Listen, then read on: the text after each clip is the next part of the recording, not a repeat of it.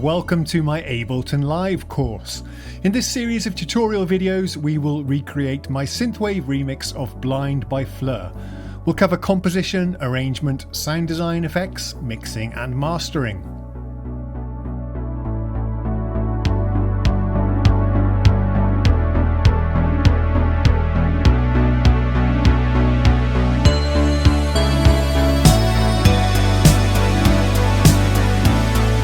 So what sets this course apart from all the hundreds of others on YouTube? Well, firstly, I'm using the free version of Ableton Live Lite that comes bundled with a lot of cheap hardware. For example, you get it when you buy a $50 Korg Nano controller. Of course, there are limitations compared to the $500 standard version. We only have 8 tracks to play with and a handful of the instruments and effects. But I think it can be creative to work with limitations, and I hope to demonstrate this and show you how you can get stuff done anyway. And of course, we will point out the differences between Live Lite and standard.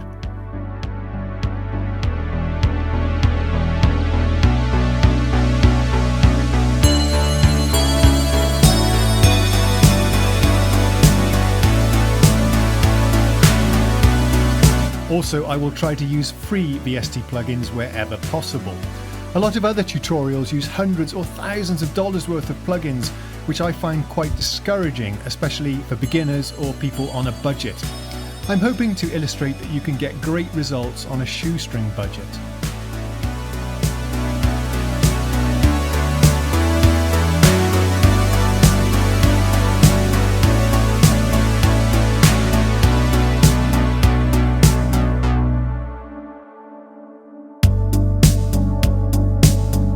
I have used Ableton on and off for many years, but I am primarily a Reaper user.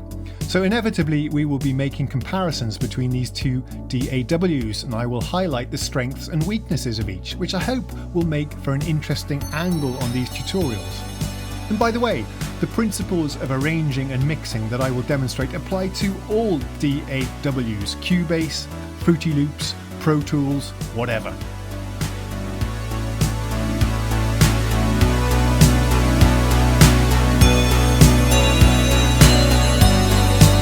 This course will consist of half a dozen or so videos, and I aim to upload one every week. So make sure to subscribe if you want to follow along as we build up the track.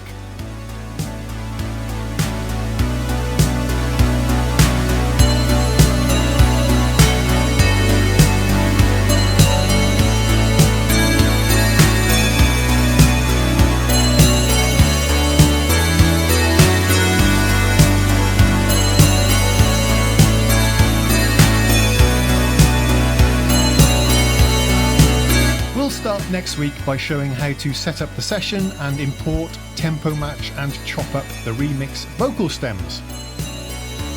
Hope to see you then.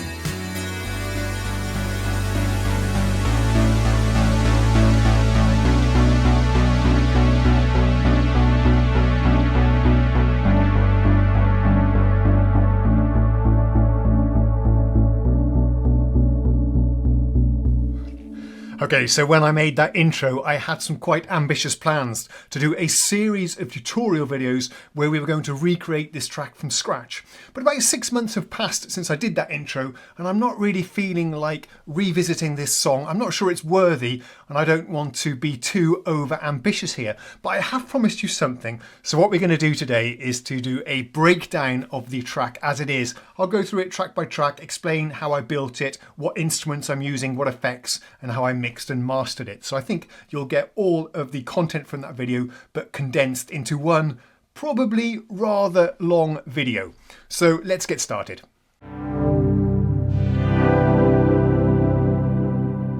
So this was my entry to a remix competition. The track is called Fleur by a UK artist called Blind. I downloaded the remix stems, but the only things I kept were the vocal tracks, the lead vocals and the backing vocals. Everything else I threw away and did my own interpretation in this synthwave genre. And I even reharmonized the track and changed around the chords. So it's not really all that close to the original at all. It's more of a rewrite than a remix. Remember, this is Ableton Live Lite, limited to just 8 tracks. 2 of those were the vocal tracks, leaving me just 6 tracks for myself to play around with. Let me give you a quick overview of all the different tracks. Okay, I'm going to switch over to session view now. This is arrangement view. I did all of this composition in the arrangement view actually. Session view is where you press tab to switch over to session view. This is where you can record short clips and then loop them on the fly. It's very, very nice, but I did not use that here. In fact, I spoke before doing this to a professional songwriter who uses Ableton every day to write songs on demand for artists all around the world. A very interesting guy. And I asked him if he used the session view or the arrangement view, and he just laughed. He said, of course, the arrangement view. So that's what the pros use. That's what I decided to use here as well. Of course, it depends on the application, of course, but for arranging an entire track, I thought the arrangement view was most suitable. Let's talk about the different tracks here then.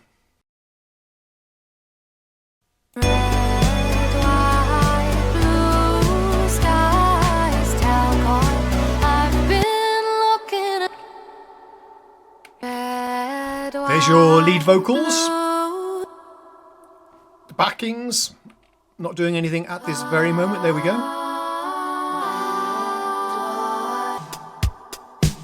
We have a drum track. These are LinnDrums, I do believe. The bass line is the track 4. Then we have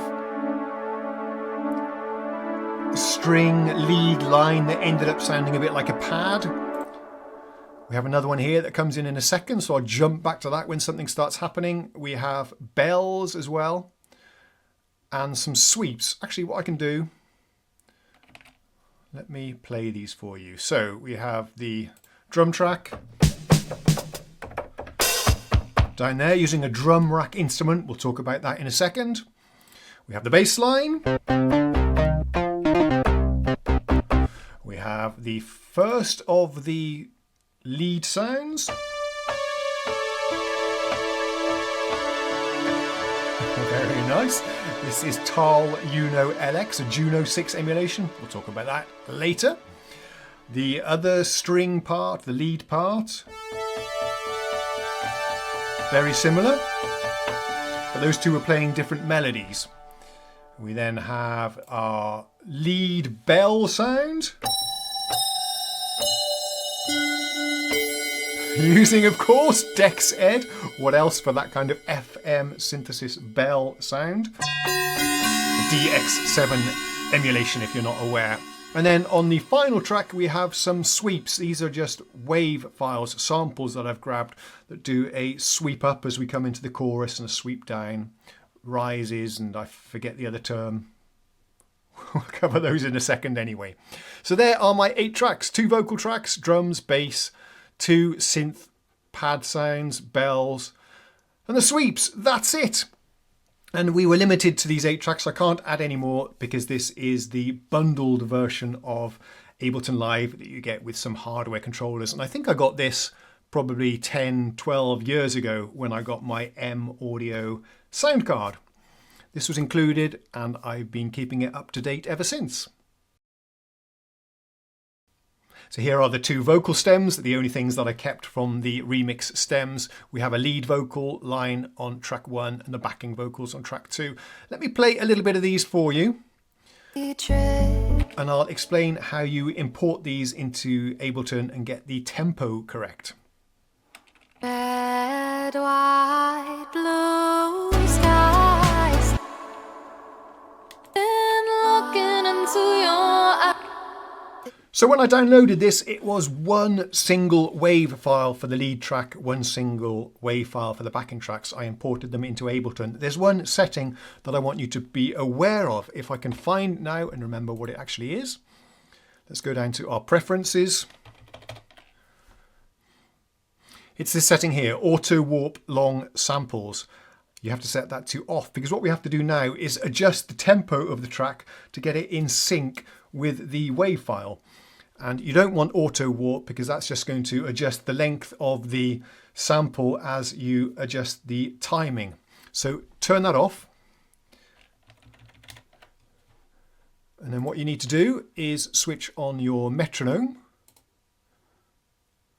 And there was a guide in the remix instructions saying that it was about 100 BPM. So I set it to 100 BPM, imported the WAV files, and then what you have to do is play through them, listening to the metronome at the start of the track. The city tripped with neon light.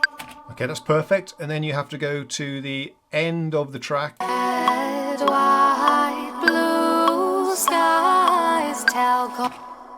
And we're still in sync with the metronome. So we got lucky here. It's exactly 100 BPM. But what you usually notice is that by the time you get to the end of the track, it's drifted out of time with the metronome. So then you just need to adjust the speed of the metronome in very, very small amounts until you get the tempo correct at the beginning of the track and the end of the track. Now, another approach you might want to do is to chop up the, as I did here actually, chop up the very, very long WAV file into smaller pieces, and then you can actually shift the pieces around on the grid to line up with the tempo, and they're not going to tend to drift out of sync with the tempo. I hope you got what I was trying to say there. That can be quite a tedious exercise, but once you've got it in synchronization with your DAW, which is very important to get it aligned with the grid before we start adding the arrangement, once you've done that, you can start with the fun stuff, which is like adding the various effects to the vocals. Let me show you what I did. The city tripped with neon lights. Okay, we don't need the metronome now. Basically what I've done to these vocals is added a high-pass filter here. Just to cut out the mud. Put it there somewhere. We've also added a de-esser. I had some problems de-essing this track because it's very, very toppy and there's a lot of sibilance here that we needed to tame. I'm using a free de-esser called Lisp. And a de-esser is basically a compressor that works on a very, very small part of the frequency spectrum to cut out the T noises, the T's, the S, and those sibilancy sounds. You can see it in action here. Red, white, blue skies tell God I've been looking. So you can just see it kicking in there every time there was a S. What a sight it was for those who are. Okay, maybe we can have a quick listen what it sounds like without it, just for a comparison. You can disable it here in Ableton by clicking there. Red, red lights, what a sight it was for the. I didn't think it helped a great deal actually. Unless you went to very extreme settings and then it sounded unnatural. So we'll just have to live with that sibilance. And I've noticed, depending on what kind of headphones or monitoring you're listening to, it can vary how obtrusive that sibilance is. So anyway, a de-esser, generally a good thing to have on your vocal tracks. And then we have a gentle squeeze compressor that I've dragged over from the audio effects compressor. There it is, gentle squeeze. You just drag that in here. Maybe I should back up a little bit here and just mention when you select a track here, you have your device rack, I suppose you could call it, down here on your bottom, on the bottom, where you can drop in all the various effects that you want to apply to that track. And so you can see here we have the high pass, the de-esser, and then a bit of compression on the end as well. So let's see what the compressor is doing. Red, white, blue skies tell If I disable it, I've been looking into your eyes. Red, white, blue. it's just thickening up the vocals a little bit and evening out the volumes. You can see I've just got a couple of dBs of compression going on there. Painted over. And I use this gentle squeeze compression on most of my tracks. I find it works very, very well. It also just boosts up the volume a little bit, I think, even though it shouldn't do that. It seems to do that. Let me solo this one for you.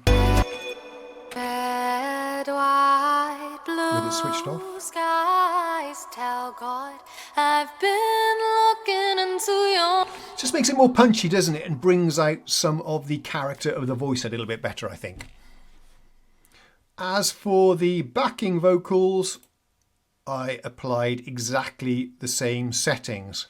Probably the high pass filter was set at a slightly higher level, but it doesn't really matter. Let's listen to some of these together in isolation. Oh God, I've been looking into your eyes, red, white, blue skies.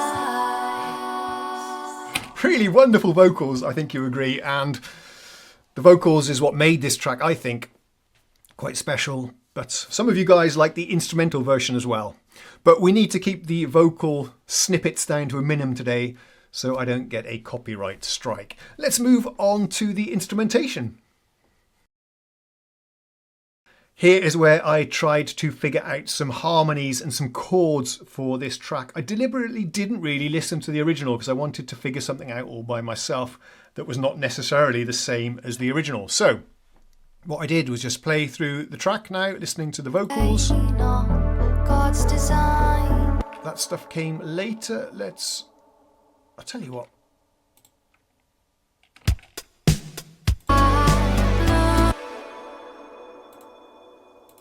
I'm just going to mute the tracks here that we're not interested in right now. I'm going to leave the bass and the vocals, because that's what I worked on first. Red, white, blue. We can get rid of our lead as well on the DX7. So Red, white. start with the verse. So did rain on God's design. You played it cool, then sealed their fate in sun. So I typically work on the chords and the bass line at the same time, and here I seem to have settled for, that's a G, that's actually an E minor 7, but what I'm doing is holding down the same G chord and just changing the bass, a trick I use a lot. B minor.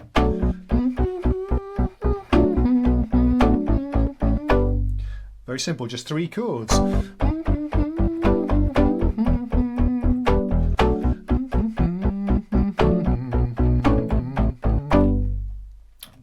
A passing A there. But what I decided to do very early on when composing this track was not to use any chords like that, which is typically what I tend to use. To challenge myself, I thought let's not have any pads or chords going on at all, but let's use just an interesting synthesizer melodic line that outlines the shape of the chords instead. And this is what I came up with.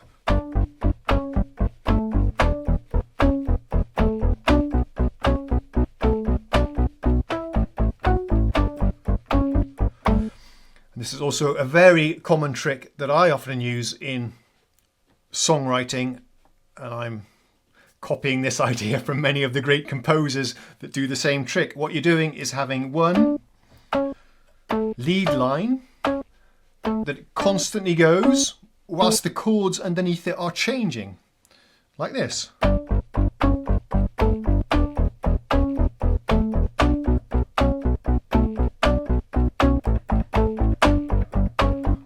See what I mean there? And that's very, very effective. You have something constant going on with the lead line, but everything behind it is changing, and that's a very powerful trick to use in your songwriting.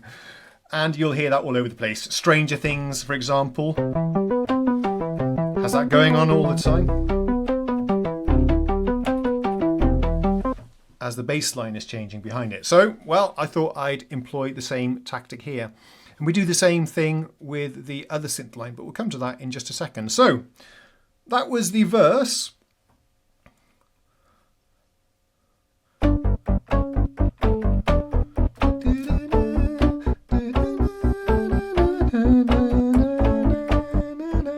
Something like that. And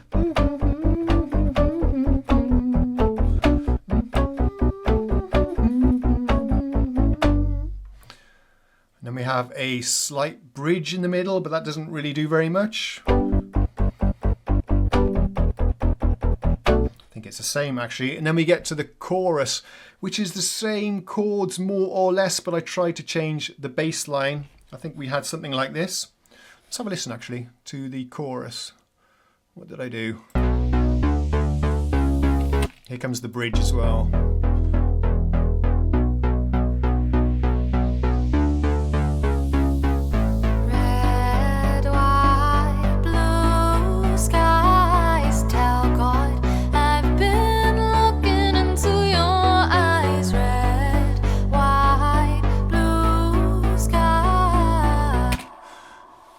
So they're very similar.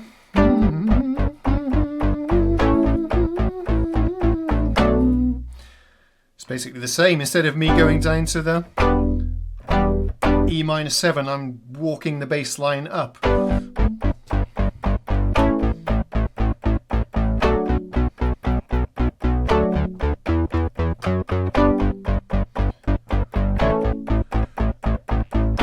Okay. My headphones are crackling a little bit, sorry about that. Well, you can't hear it, but it's bothering me. Alright, so we've got a rough idea of the harmonies we're going to use here. It's a very simple song, actually. And once again, even for the chorus sound, let me introduce the other lead sound for you so you can hear that. I think I'm just, again, doing some riff that's staying the same whilst everything else is changing. Solid rain on God's design. You played it cool, then sealed their fate and signed with a world so goddamn blind. Yeah, that's basically what's going on. Oh, that was a verse, wasn't it? Let's take a listen to the chorus. Let's take a listen to the chorus and see how that is working with the bass and the lead line.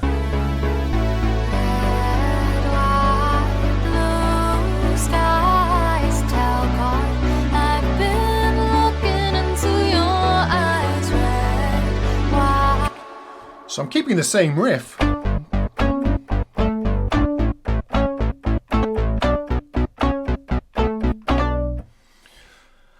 Let's talk a little bit more about the bass line.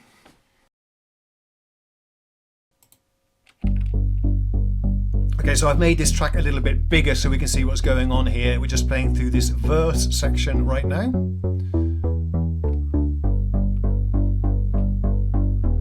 Using the classic synthwave trick of just having a repeating bass note. This is on eighths, I do believe.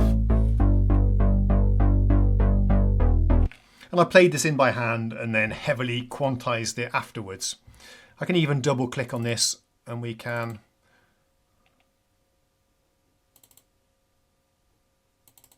there we go, click on the right place.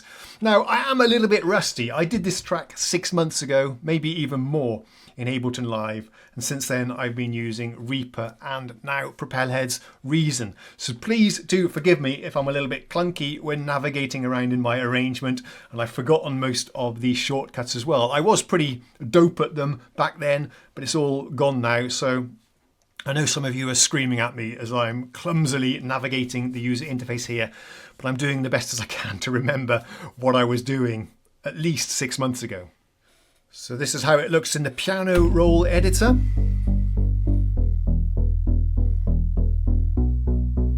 Very simple and everything quantized quite heavily. Let's talk about which synthesizer I'm using to make this noise. This rather nice noise. Let's go back to my device browser. As you can see here, we are using a VST plugin to make the bass sound and then running it through the gentle squeeze once again. And in this case, we are using probably my favorite synthesizer plugin of all time. This is the TAL UNO LX, which is an emulation of also my most favorite synthesizer of all time, the Roland Juno 6. Let's arm this so I can play it for you as well.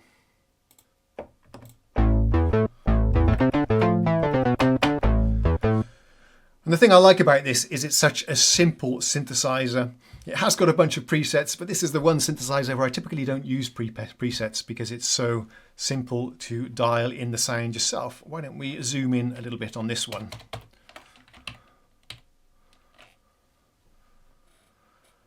So the look is very reminiscent of the Juno 6. This patch uses a square wave and a sub oscillator. There's also a triangle available, but I'm not using that. And the legendary Juno chorus, of course, is enabled here.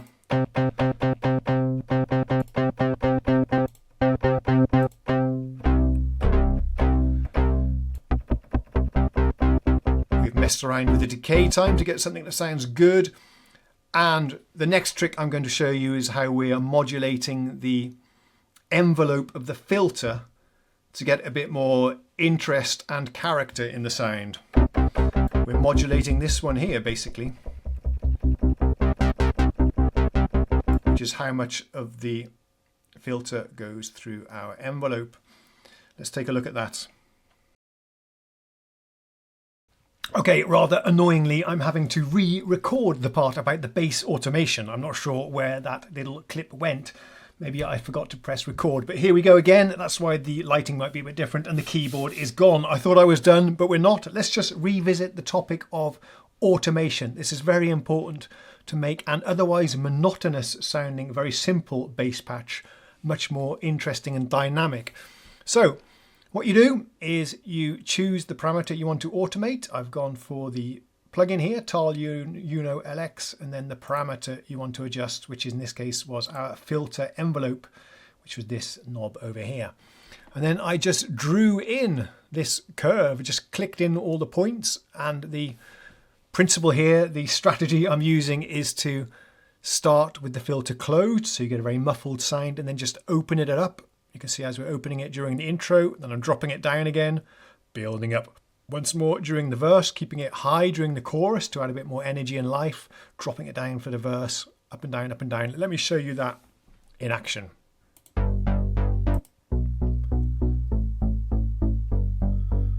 can see the control moving on the synthesizer as well.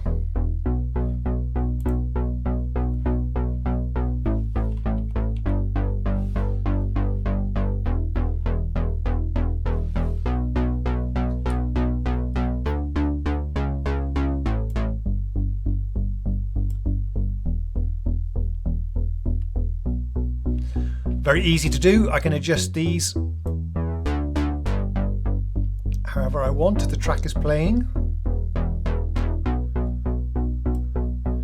Very powerful, that, and a great tool for making some interesting tracks that don't get boring. Otherwise your ears do get very, very tired and fatigued after listening to the same repeating loop over and over again. But I find that by using automation tastefully, you can completely avoid that and keep the track sounding fresh as you listen to it. Let's talk about the synthesizer I'm using for the lead sound, the main riff.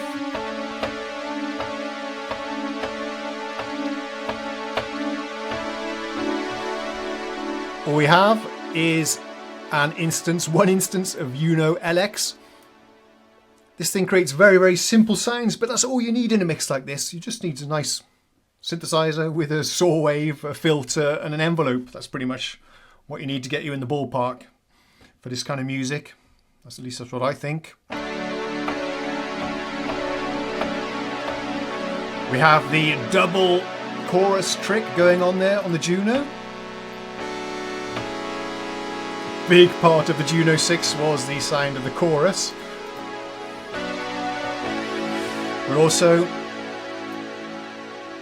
we have a send here going to this track A, where we have a reverb plugged in. Let me show you that.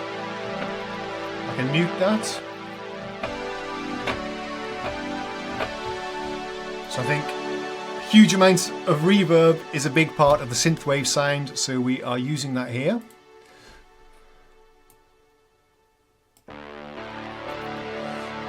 And after this synthesizer on the chain, we have a high-pass filter,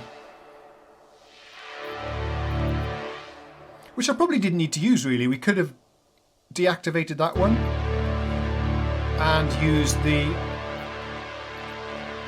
built-in high-pass filter on the Juno.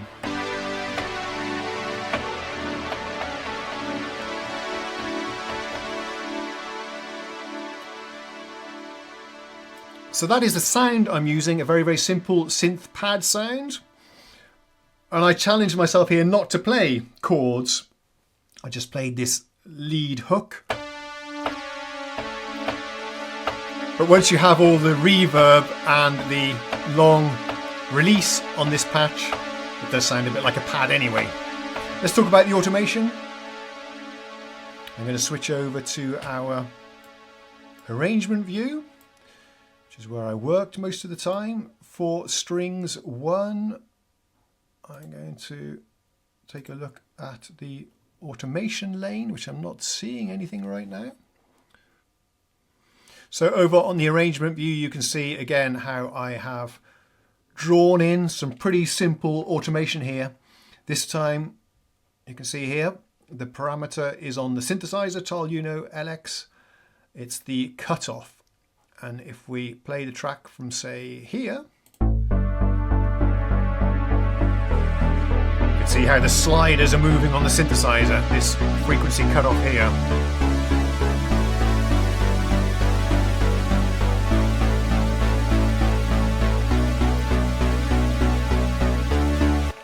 When we go to the rap section, let me enable the vocals because I thought this was very effective. You can hear how I close the filter. Blue skies.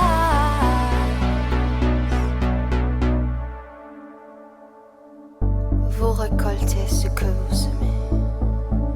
Vous ne gagnerez jamais. Nous nous tiendrons. Okay, so it makes it really, really mellow. That's quite a nice effect. And that is how you make a very, very simple synthesizer pad sound more interesting as well, by completely changing the sound of it over the course of a track. It never gets boring. The second synth part then also uses the TAL UNO LX with a similar kind of sound actually. I'm seeing we're not doing any modulation or automation this time of the cutoff. No, that's just maxed out. Let's see what it sounds like. I'm going to isolate this track. And I'm just using it for emphasis to build up the song during the chorus.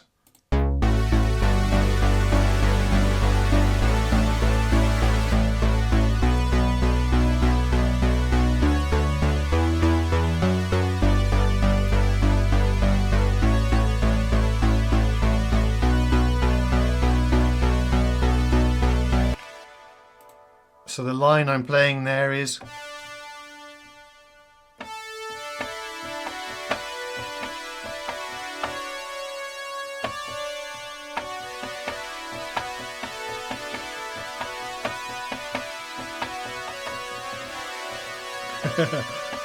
and I didn't play this in, well I played something simple in. Something like that, maybe.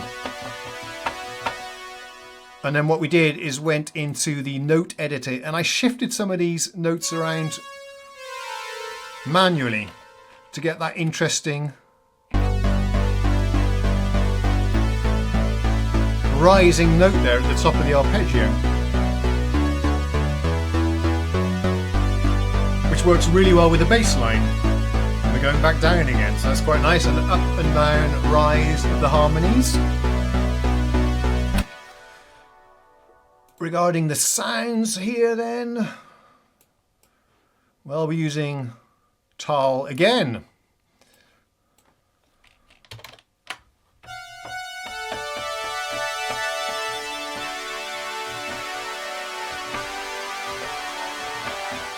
But I saw that we did add a whole bunch of effects onto this track.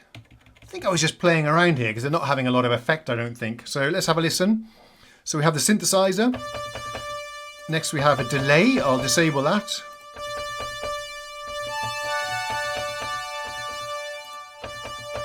So that's just making the sound a little bit wider in the stereo field. I can increase the dry wet.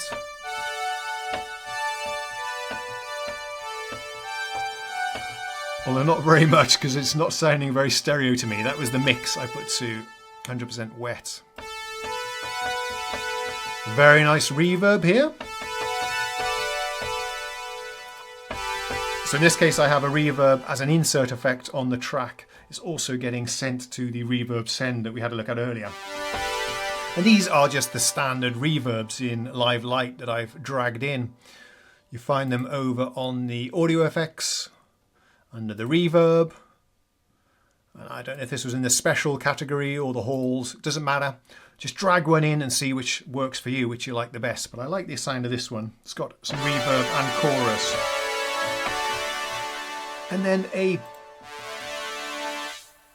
another high pass filter, which is really important. You want to remove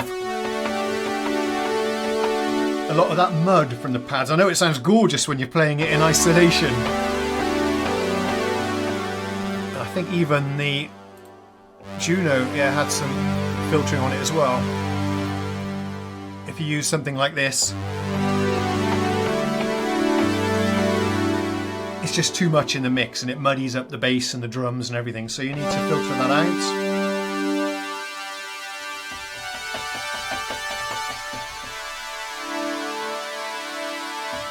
Okay, let's have a listen to those two lead sounds and the bass together then.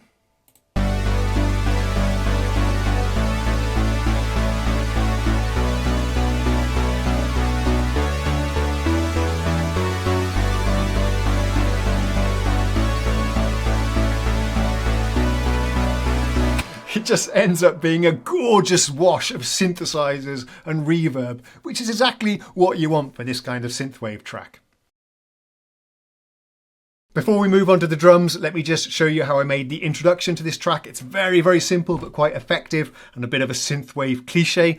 We're just playing two of the instrument parts whilst gradually opening up the filter to create a bit of anticipation and excitement before reaching the first verse. It goes like this then. It's just the bass and the main synth line. If I open an instance of the plugin, you can see how the filter is opening up gradually there. In a minute, the second synth comes in.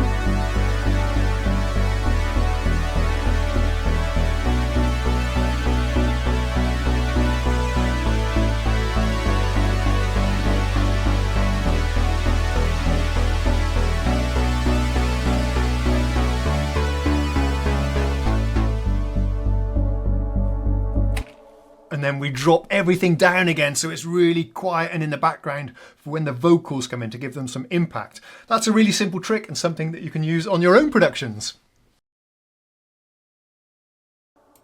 Let's talk about the drums then. A very, very simple drum pattern. I like to keep my drums as simple as possible because I'm not very good at doing anything else. So here's where the drums come in. You can see the notes being played here, just the kick to start with.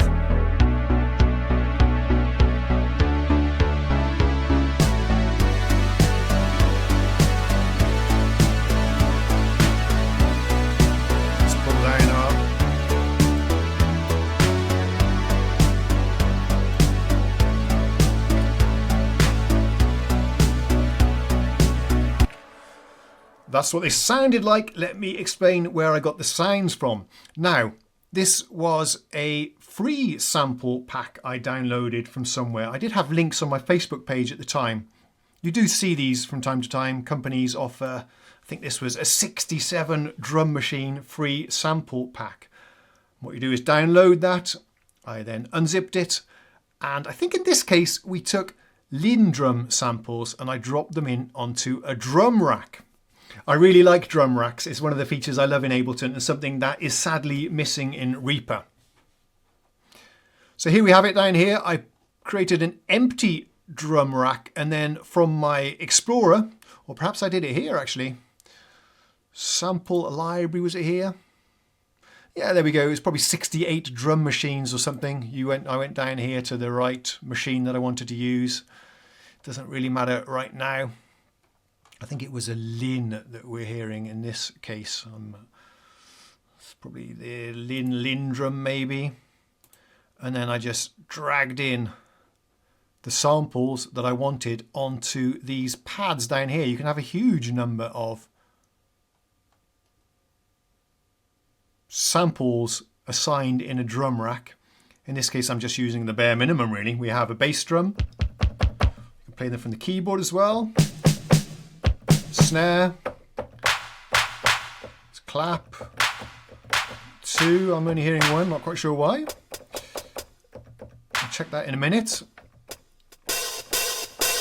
Hi-hat open and closed, I don't think I used the open. And some toms that I only used in the instrumental version. We have a little bit of effects going on here as well. I'm gently squeezing the drums. Let's solo the drum track. You can hear how simple this really is. Whoops, that one there.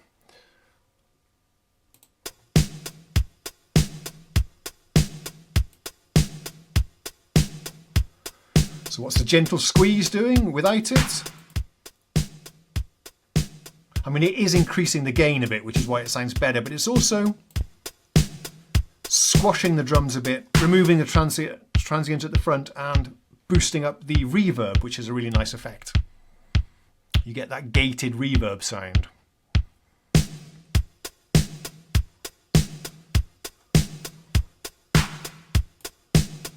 I think I've lost a clap sound somewhere along the way.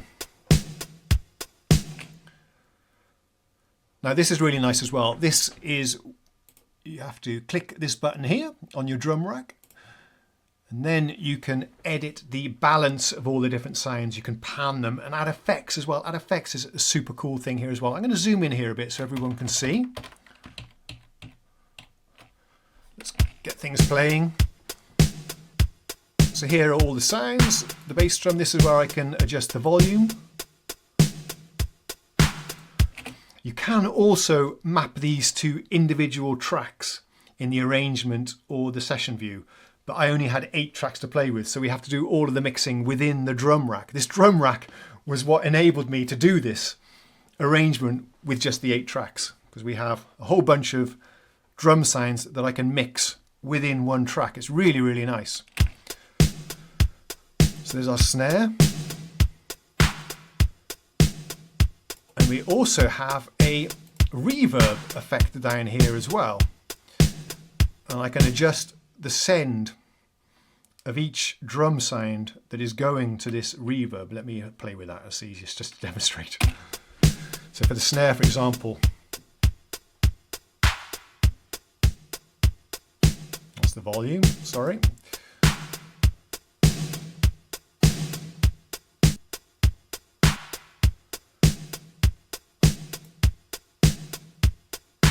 Let's see what happened to our, I can solo and mute it. Ah, it's muted, there we go. Lots of reverb on the snare, there we go, that's cool.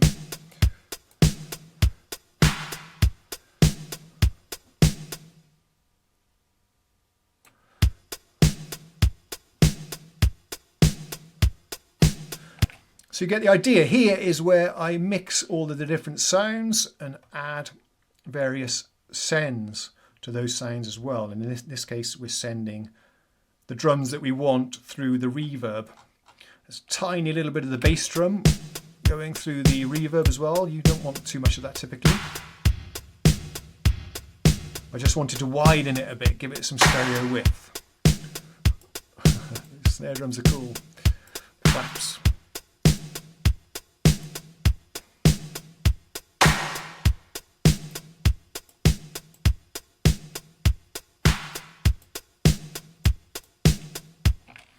So that's the process for the drums, and then you will inevitably need to take a listen.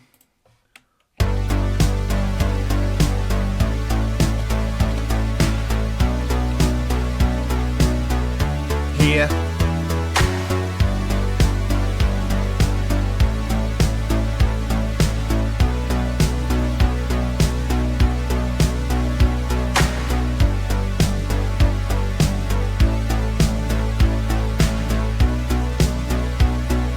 Yeah, you need to listen to the drums in the context of the mix to get the right levels of your snares and your bass drums and your hi-hats. Really important. And then we're running it through the gentle squeeze here, which I think we mentioned earlier. It's not doing a great deal. I'm just bringing down the threshold here.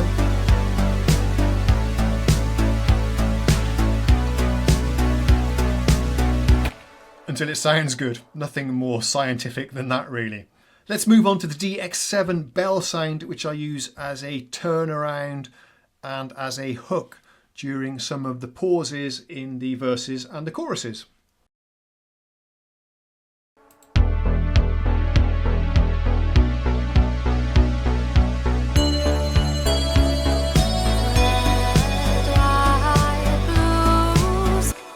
Yeah, you see there how I used it just to lead into the chorus there.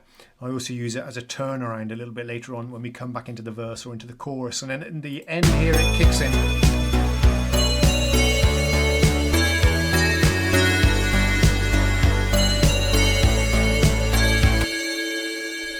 Let's enable that track, arm it so that I can play it from the keyboard.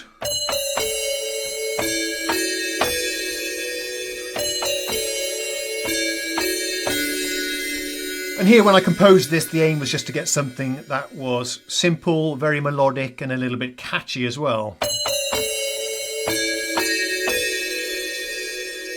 DEXED is an emulation of the fabulous Yamaha DX7. You guys that watch the channel know I've got a soft spot for the DX7. Often I will tweak the sounds to get them to fit well in the mix. That's probably what I did here as well. I know enough about the user interface to get that done anyway. But we have a whole bunch of other effects here that are contributing to the sound, and quite much so actually. Let's disable them, see what it sounds like by itself. So we have the synth here, then a chain of effects. Without it now.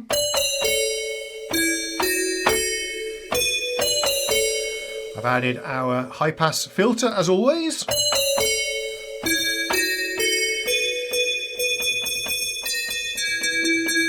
To remove the mud. We have a nice delay.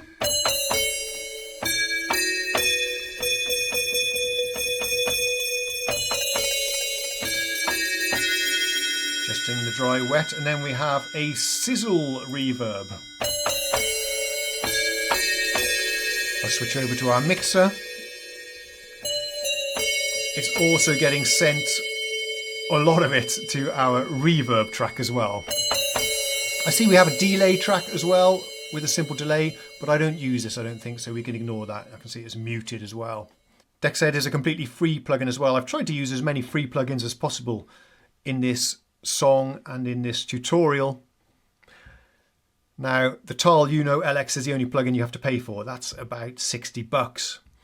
You could have used Synth 1 instead. I think that would have done the job as well. It's just I had a license for TAL UNO and decided to use it today.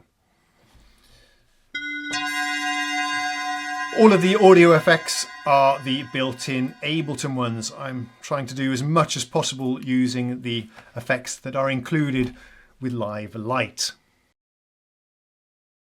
We're on to track 8, the final track, and here is where I dropped in some samples. I downloaded somewhere from the internet a sample pack containing sweeps, rises, build-ups and drop-offs, whatever they might be called. I don't remember the correct terms. We can mute or solo this track for now. I'll tell you what, no, we won't do that. We'll just remove some of the other sounds for now and take a listen to those.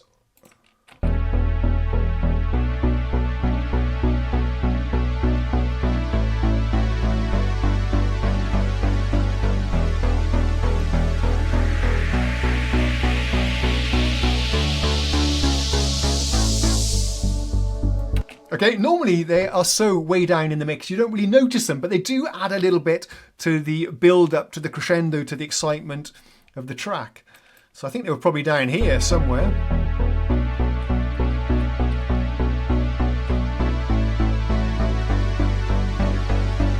If you listen, you can hear it, otherwise you wouldn't notice.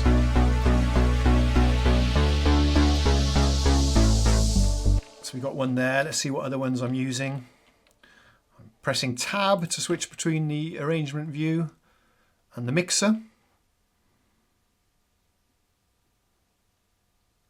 So I'm using it all over the place.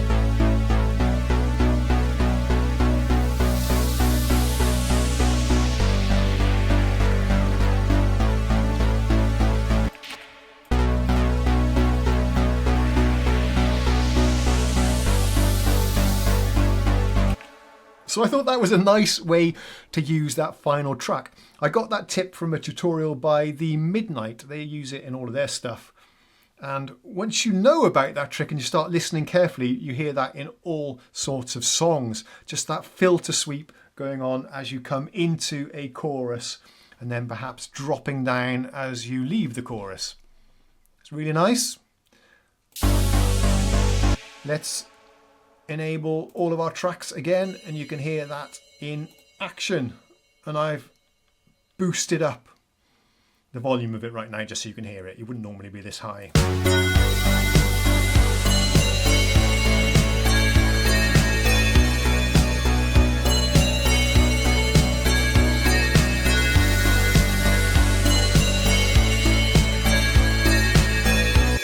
Using it here as well.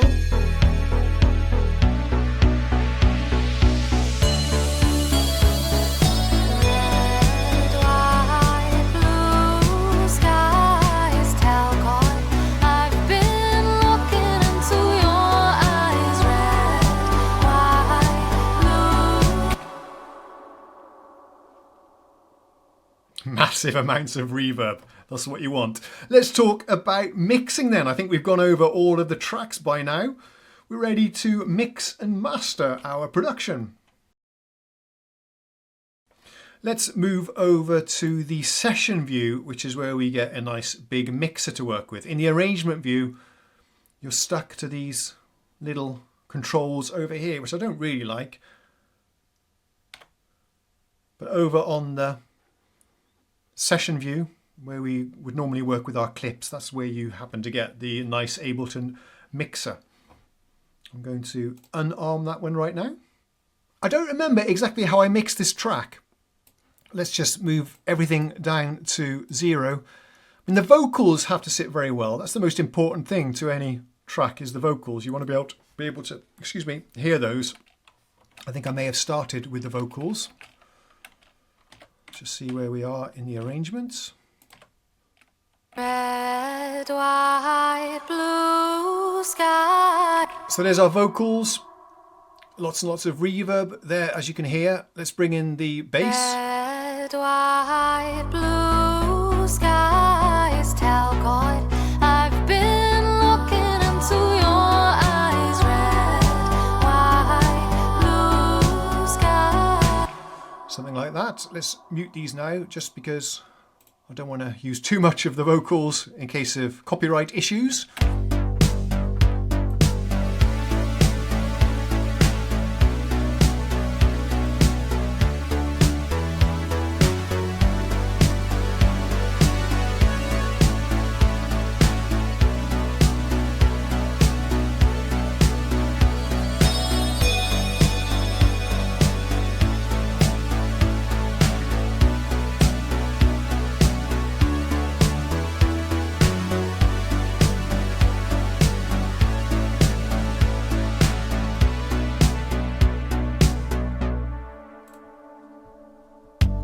Récoltez ce que vous semez, vous ne gagnerez jamais.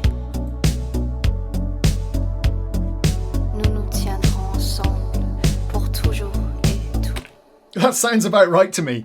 It's pretty easy to mix an arrangement with just 8 tracks. I think that's pretty much in the ballpark. Let's talk about the mastering that I did. So by clicking on the master bus, you can see the effects that I've added to the output of Ableton here. Looks like we have a gentle squeeze going on. Let's see what that's doing.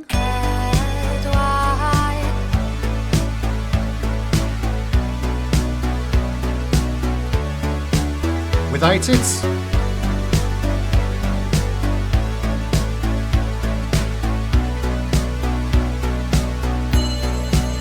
It's quite common to have a little bit of compression on the master mix. It's called a bus compressor. Don't overdo it though. We just have a little bit here. It's just kissing some of the transients.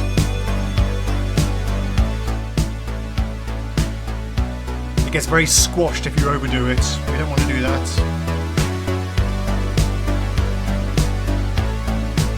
With it disabled.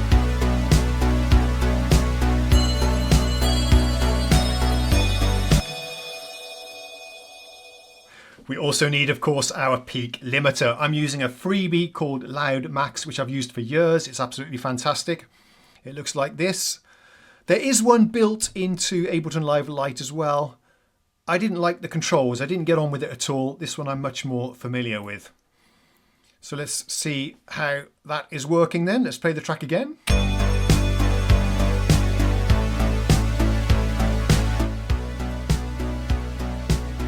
So we use the limiter to get a good volume without clipping. I did a whole video about this topic. I've probably done more than one actually, so watch those if you're interested.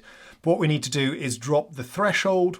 The limiter will reduce the level of the peaks that go above the threshold. That way you get a bit more headroom and the limiter can then boost up everything else. So here what happens when I start dragging down the threshold.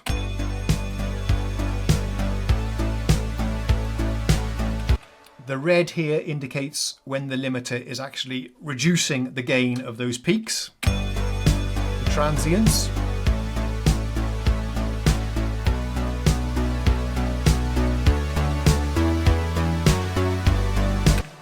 Now, how do you know when you've gone far enough? Well, we're using a meter plugin here. There's probably a way to do this within Ableton as well. I wasn't sure. I just used, at this time I was using VUMT meter with a K12 reading. And I suppose, I don't remember exactly what I did here. Yeah. You're aiming to get the needle around 0 when the RMS is calibrated to -12. So we've calibrated the meter to -12. Meaning that when the needles are on 0, the RMS level is -12 dBs, which is about what we want for a mix that you are delivering to YouTube or some other streaming music platform. Let's adjust the limiter till we get to that level.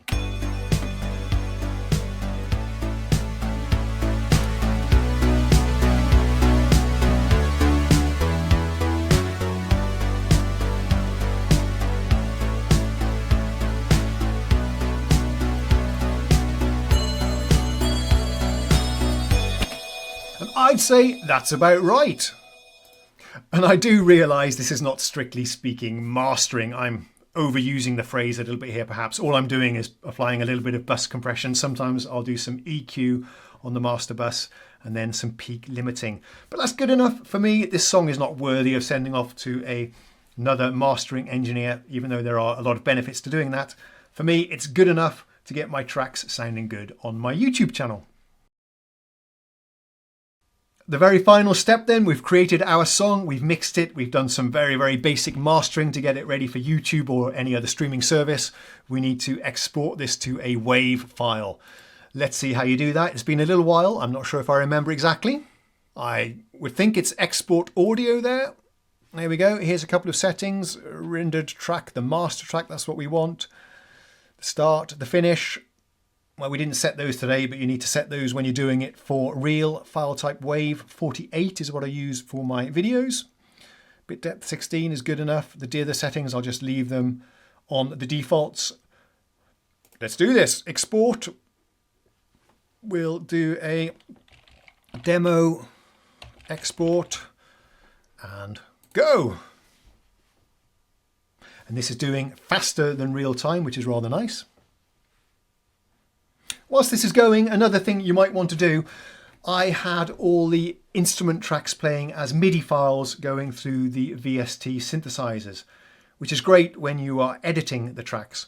But if you have a lot of tracks with a lot of instruments that are maybe quite CPU hungry, TAL UNO is not one of those, neither is DEXED. But if you do have synthesizers that are CPU hungry, you might want to consider freezing that track. What it means is that it renders the instrument track to a WAV file so that the DAW, Ableton in this case, is just playing back the WAV file and the MIDI and the VST instrument are muted. So that's a nice way to free up some system resources. And it looks like we're done. And I think we're finished with this tutorial as well. It was quite a long one, so if you did make it to the end, let me know in the comments. I'd love to hear from you. Once again, apologies if I was a bit rusty with some of the key commands and the navigation within the arrangement view. And in the user interface here, as I said, I haven't used this for at least 6 months. I didn't remember too many details about the track either, but it was fun to revisit it, and I hope you got something out of it. If you did, please leave me a like. Thank you very much for subscribing as well. I'll see you again soon. Cheerio.